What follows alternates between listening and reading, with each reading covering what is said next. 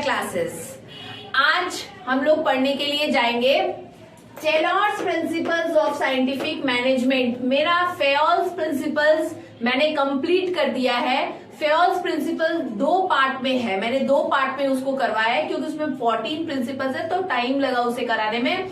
आज हम लोग पढ़ने के लिए जा रहे हैं Taylor's principles of scientific management. तो पहले हम लोग समझेंगे कि साइंटिफिक मैनेजमेंट होता क्या है, उसके बाद हम लोग प्रिंसिपल्स पर आएंगे। क्लियर? और एक बात मैं आपको बता दे रही हूं, जैसे कि आज अगर मैं आपको ये टेलर्स प्रिंसिपल्स करवा देती हूं तो मेरा बिजनेस स्टडीज का चैप्टर 2 ऑलमोस्ट कंप्लीट हो जाता है। तो इसके बाद कल से हम लोग इकोनॉमिक्स स्टार्ट करेंगे। तो इकोनॉमिक्स का कुछ इंपॉर्टेंट चैप्टर्स हम लोग पकड़ेंगे। तो सबसे पहले मैं स्टार्ट करूंगी डिमांड एंड सप्लाई से ही मैं स्टार्ट करूंगी। तो मेरा डिमांड एंड सप्लाई से ही रहने वाला है चैप्टर। तो नेक्स्ट वीडियो जरूर देखिएगा, इसके बाद आपको इकोनॉमिक्स के चैप्टर मिलेंगे। चलिए स्टार्ट करते हैं। देखिए साइंटिफिक मैनेजमेंट, ये जो मैंने SM शॉर्ट में लिखा हुआ है ये एक्चुअली साइंटिफिक मैनेजमेंट है। ठीक है, पहले समझेंगे कि साइंटिफिक मैनेजमेंट होता क्या है। तो ये जो डेफिनेशन दिया है, इस डेफिनेशन को किसने दिया है? इसको देने का काम किया है टेलर्स ने।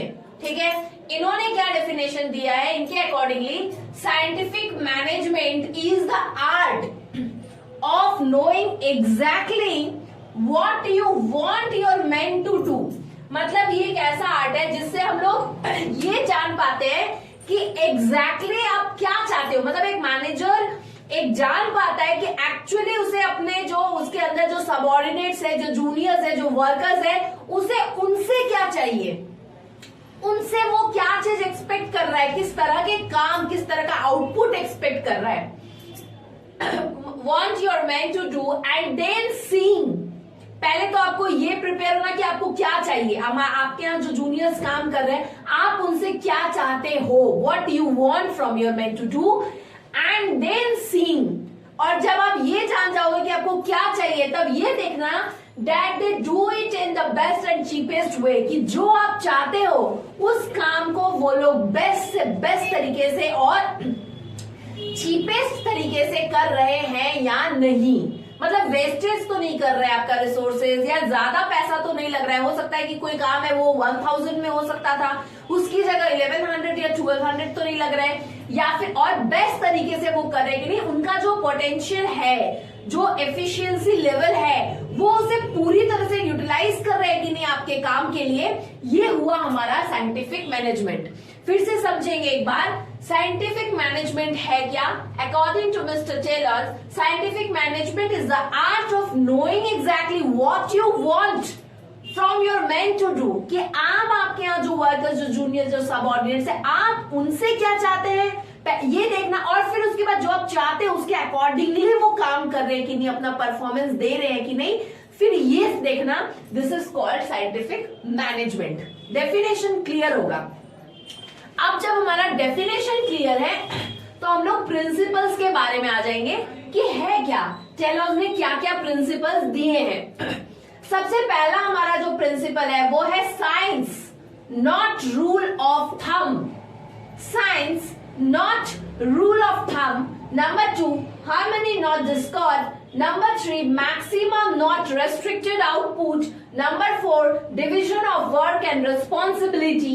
Number 5, standardization. Number 6, scientific selection, training and development. Total ये 6 है, एक एक करके हम लोग इसके बारे में पढ़ेंगे।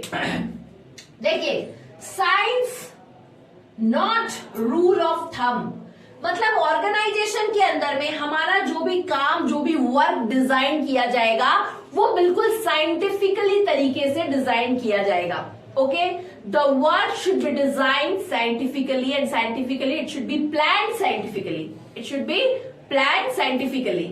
ठीक है, हाँ, तो हम लोग देखें science not rule of thumb. एक बार और मैं आपके लिए बुक से भी पढ़ देती हूँ। देखिए, each and every job and the method of doing it should be based on scientific study। कि जो भी काम होगा वो साइंटिफिक स्टडी के अकॉर्डिंगली बेस्ड होगा and analysis rather than on trial and error. Trial and error हम लोग पढ़े थे फेयर्स प्रिंसिपल्स पे। कि ट्रायल एंड एरर के ऊपर में हमारा कुछ भी प्रिंसिपल्स तैयार किया जाता है, लेकिन हाँ यहाँ पे हम उसी पर बिल्कुल रिजिड नहीं रहेंगे। हमारा जो भी काम होगा वो साइंटिफिकली बिल्कुल प्लान होना चाहिए। Harmony not Discord. कोई भी ऑर्गेनाइजेशन के अंदर में किसी भी ऑर्गेनाइजेशन को प्रॉपरली रन करने के लिए ये बहुत इंपॉर्टेंट होता है कि उस ऑर्गेनाइजेशन में जो एम्प्लॉयर्स हैं और जो एम्प्लॉयज हैं उनके बीच में एक प्रॉपर हार्मनी रहे। अगर उनके बीच में कन्फ्लिक्ट रहेंगे, डिस्प्यूट्स रहेंगे, उनके जो काम करने के तरीके में अगर प्रॉब्लम्स रहेंगे तो कभी भी ऑर्गेनाइजेशन को स्मूथली रन नहीं कराया जा सकता। बहुत सारे प्रॉब्लम्स अराइजेस होंगे और अगर एम्प्लॉयज में इश्यूज हैं तो ऑर्गेनाइजेशंस के लिए प्रॉपर ग्रोथ कर पाना बहुत डिफिकल्ट हो जाता है। ठीक है, तो हार्मनी नॉट डिस्कॉर्ड ये कैसे पॉसिबल है? There should be healthy cooperation between employer and employees. Taylor advocated a complete mental resolution on the part of the both management and workers. Management and workers इन दोनों के बीच में एक proper coordination, proper cooperation रहना बहुत important है।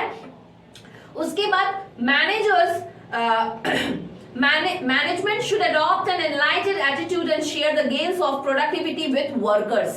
Management को चाहिए कि उनका जो वो अगर कुछ भी ऑर्गेनाइजेशन में अच्छा हो रहा है, उन मैनेजमेंट के तरफ से भी अगर कुछ अच्छा हो रहा है, मैनेजमेंट अगर कुछ गेन्स कुछ अचीव कर रहा है तो मैनेजमेंट तो अकेले अचीव नहीं कर रहा है, उसमें वर्कर्स का कंट्रीब्यूशन होता है, तो उनको उसके लिए अप्रिशिएट करना, उसका कुछ हिस्सा कुछ भी आपने अगर सक्सेस अचीव किया है तो उसके लिए, उस सक्सेस के लिए उन्हें भी कुछ शेयर देना का हाँ ये सक्सेस जो अचीवमेंट है इसमें आपका भी पार्टिसिपेशन था, तब जाकर के एक प्रॉपर हार्मनी मेंटेन करना पॉसिबल है किसी भी ऑर्गेनाइजेशन में।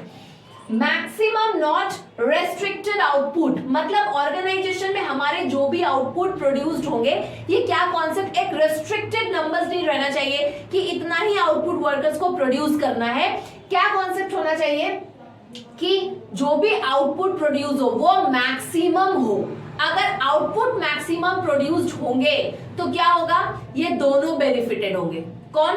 एम्प्लॉयर्स भी बेनिफिटेड हैं और एम्प्लॉयज भी बेनिफिटेड है। हमारा मैनेजमेंट के लिए भी अच्छा है और वर्कर्स के लिए भी अच्छा है, क्योंकि ज्यादा आउटपुट ज्यादा सरप्लस, अगर ज्यादा सरप्लस होगा तो उस ज्यादा सरप्लस का पोर्शन किसको मिलेगा? वर्कर्स को भी मिलेगा, उनका इंक्रीमेंट होगा, उसके लिए उनको हो सकता है बोनस ज्यादा मिले, कुछ टाइम टू टाइम उनको उसके लिए बहुत सारा बेनिफिट्स मिल सकता है, उनके सैलरी में इंक्रीमेंट हो सकते हैं। और मैनेजमेंट के लिए अच्छा है कि ऑर्गेनाइजेशन का जितना ज्यादा प्रॉफिट, जितना ज्यादा सरप्लस, वो ऑर्गेनाइजेशन के ग्रोथ एंड डेवलपमेंट के लिए भी अच्छा होता है। तो मैक्सिमम नॉट रेस्ट्रिक्टेड आउटपुट, तो इसलिए ये प्लानिंग रहना चाहिए कि वर्कर्स जितना ज्यादा से ज्यादा प्रोड्यूस करेंगे तो ये दोनों साइड के लिए बेनिफिटेड है, हमारा आउटपुट रेस्ट्रिक्टेड नहीं होना चाहिए। अब देखिए, division of work and responsibility. Division, point number 4, division of work and responsibility. ये हमको क्या बता रहा है कि वर्क के अंदर में जो भी काम होगा हमारा, वो प्रॉपर तरीके से वर्क डिवाइड होना चाहिए, काम प्रॉपर तरीके से, रिस्पॉन्सिबिलिटी भी सही तरीके से सही पर्सन के हाथ में, कौन काम किसको करना है, किसके ऊपर क्या रिस्पॉन्सिबिलिटीज होगी, इसका भी प्रॉपर डिस्ट्रीब्यूशन होना जरूरी है। देखिए, Taylor suggested separation of planning from operational work.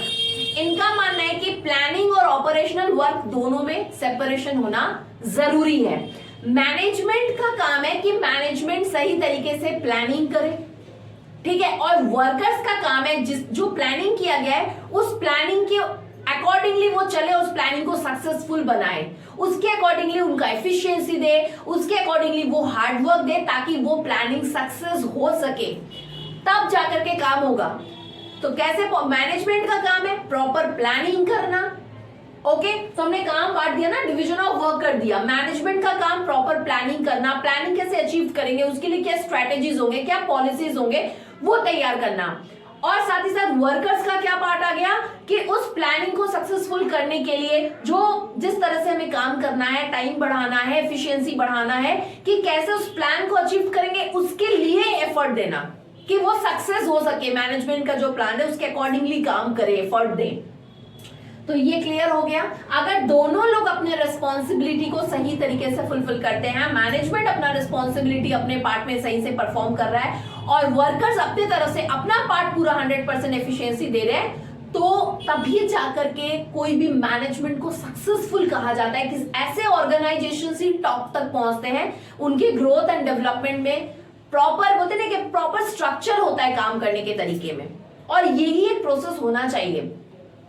अब देखेंगे आप स्टैंडर्डाइजेशन, मेरा पॉइंट नंबर 5 क्या है, स्टैंडर्डाइजेशन। ये क्या हुआ, इसमें आ जा रहा है कि जो भी वर्कर्स काम कर रहे हैं उनको जो भी हम वर्किंग एनवायरनमेंट प्रोवाइड कर रहे हैं, वर्किंग कंडीशंस, वर्किंग एनवायरनमेंट, वो क्या होना चाहिए, वो बिल्कुल स्टैंडर्डाइज्ड होना चाहिए। ये बहुत इंपॉर्टेंट है। उनको जो भी हम टूल्स दे रहे हैं, टूल्स प्रोवाइड कर रहे हैं, जो इक्विपमेंट प्रोवाइड कर रहे हैं, जो भी वर्किंग एनवायरनमेंट प्रोवाइड कर रहे हैं, जो भी बोल सकते हैं जो भी कंडीशंस, जो मेथड्स उनको दिया जा रहा है काम करने के तरीके में, वो स्टैंडर्डाइज्ड हो, तब जाकर के अगर वो स्टैंडर्डाइज्ड होगा तो उनके वर्किंग करने का जो तरीका है वो भी स्टैंडर्डाइज्ड होगा, उसमें भी परफॉर्मेंस लेवल में डेवलपमेंट देखने को मिलेगा। ठीक है, अब देखिए scientific selection, training and development. मेरा पॉइंट नंबर 6 ये है, साइंटिफिक सिलेक्शन। साइंटिफिक सिलेक्शन मतलब जो हम वर्कर्स लोगों को जिस पोस्ट के लिए हमको रखना है, हमको वर्कर्स नहीं, वर्कर्स, एम्प्लॉइज, स्टाफ, जो भी व्हाटएवर, तो जो भी हम स्टाफ को रखेंगे, उनको काम पे रखेंगे, तो कौन स्टाफ को कौन सा पोजीशन देना है, किसको किस काम पे लगाना है, ये सिलेक्शन का तरीका बिल्कुल साइंटिफिकली होना चाहिए। अगर आप गलत पर्सन को गलत पोस्ट दे देते हैं, गलत जगह काम पे लगा देते हैं, तो वो काम कभी भी सही से नहीं होगा, ना वो सही से करेगा, ना आपका भी लॉस है और ऑर्गेनाइजेशन का तो लॉस है ही। मैनेजमेंट का लॉस मतलब ऑर्गेनाइजेशन का लॉस, सिंपल बात है। तो क्या चाहिए कि इस तरीके से काम होना चाहिए। हम जब सिलेक्शन करें, सिलेक्शन बहुत इंपॉर्टेंट क्राइटेरिया होता है किसी भी ऑर्गेनाइजेशन के लिए। अगर आपने गलत तरीके से स्टाफ का सिलेक्शन किया है, स्टाफ हमको मतलब एफिशिएंट स्टाफ नहीं मिले हैं, तो या प्रॉपर जिस काम के लिए जो स्टाफ होना चाहिए, उनके अंदर जो स्किल्स होना जरूरी है, जो टैलेंट होना जरूरी है, अगर वो नहीं है तो ये हमारे वर्किंग को हैम्पर्ड करेगा, हमारे काम को नुकसान पहुंचाएगा। तो वो सिलेक्शन का तरीका बिल्कुल साइंटिफिकली तरीका होना चाहिए। दूसरा, ट्रेनिंग एंड डेवलपमेंट। हमारे स्टाफ को टाइम टू टाइम उनके स्किल डेवलपमेंट के लिए, उनके एफिशिएंसी के डेवलपमेंट के लिए, उनके वर्किंग कंडीशन को और बेटर करने के लिए, टाइम टू टाइम उनके नॉलेज को एनहेंस करने के लिए time to time proper training, proper development programs organize कराना, टाइम टू टाइम जब उन्हें ट्रेनिंग की जरूरत है तो उन्हें ट्रेनिंग के लिए भेजना, चाहे ऑन जॉब ट्रेनिंग हो, चाहे ऑफ जॉब ट्रेनिंग हो, जैसे भी हो, जब जिस समय जैसा रिक्वायरमेंट है उनके एफिशिएंसी को बेहतर करने के लिए, तो उनको वो ट्रेनिंग और डेवलपमेंट प्रोग्राम ऑर्गेनाइजेशन में अपने स्टाफ के लिए ऑर्गेनाइज करना ये इंपॉर्टेंट होता है। क्योंकि स्टाफ एफिशिएंट होना, ज्यादा कैपेबल होना, मतलब वो ऑर्गेनाइजेशन में उतना ज्यादा उसको अपना 100% देंगे, उनका एफिशिएंसी बढ़ेगा, मतलब ऑर्गेनाइजेशन का वर्किंग कंडीशन का एफिशिएंसी भी बढ़ेगा। स्टाफ जितने ज्यादा पोटेंशियलिटी से काम करेंगे उतना ज्यादा हमारा ऑर्गेनाइजेशंस में वर्किंग, ऑर्गेनाइजेशन का काम उतना बेहतर होगा। तो इसीलिए स्टाफ सही होना चाहिए, सही सिलेक्शन होना चाहिए, सही पोस्ट के लिए सिलेक्शन होना चाहिए, और उनको proper training and development programs भी प्रोवाइड कराते रहना चाहिए time to time according to the need and requirement of the organization. Clear? तो एक बार पॉइंट्स रिवीजन करवाऊंगी मैं। Science not rule of thumb, number 1. Number 2, harmony not discord. Number 3, maximum not restricted output. Number 4, division of work and responsibility. Number 5, standardization. Number 6, scientific selection, training and development. These are the principles of Taylor's principles. तो ऐसा मैं expect कर सकती हूँ कि आपको जो मैंने आज समझाया वो आप बहुत अच्छे से समझे होंगे। इसको आप एक बार जरूर सुनिएगा, और अगर आपको लगे कि पॉइंट्स को आप बहुत अच्छी तरीके से डेफिनेशन और पॉइंट्स को आप लर्न करेंगे, अगर आप समझ के करेंगे तो भूलेंगे जल्दी नहीं, जल्दी आपके दिमाग से नहीं निकलेगा। आप डेफिनेशन एक कॉपी में लिखिए, डेफिनेशन को लर्न करिए, पॉइंट्स को लर्न करिए, और आप ये जो सुन रहे हैं, मैं जो आपको पढ़ा रही हूँ, उसे आप एक बार सुनने के बाद अपने अपने बुक से, आपके पास जिस भी राइटर का बुक है, एक बार उसे आप रीड करें, एक बार उसे आप पढ़ें। मैं ये उन सबको बता रही हूँ जो मेरे यहाँ जो बच्चे विद्या क्लासेस में जो बच्चे पढ़ते हैं उनके लिए भी ये सजेशन है। मैंने क्लास में पढ़ाते हुए भी आपको ये बात बहुत बार बताई है। आज अभी मैं आपको फिर से बता रही हूं, आप एक बार जरूर एक नोट कॉपी बनाएं और वहां पे जरूर उसमें सारे पॉइंट्स को लिखे, डेफिनेशंस को लिखे। एग्जाम में आपके रिवीजन के टाइम पे बहुत आपको हेल्प मिलेगा इससे। ठीक है, आज इतना ही। नेक्स्ट वीडियो इकोनॉमिक्स होगा। Thank you, bye.